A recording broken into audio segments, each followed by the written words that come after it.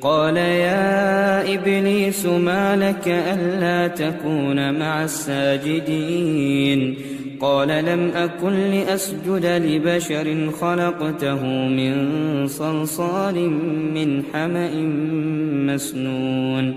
قال فاخرج منها فإنك رجيم وإن عليك اللعنة إلى يوم الدين قال رب فأنظرني إلى يوم يبعثون قال فإنك من المنظرين إلى يوم الوقت المعلوم قال رب بما أغويتني لأزينن لهم في الأرض ولأغوينهم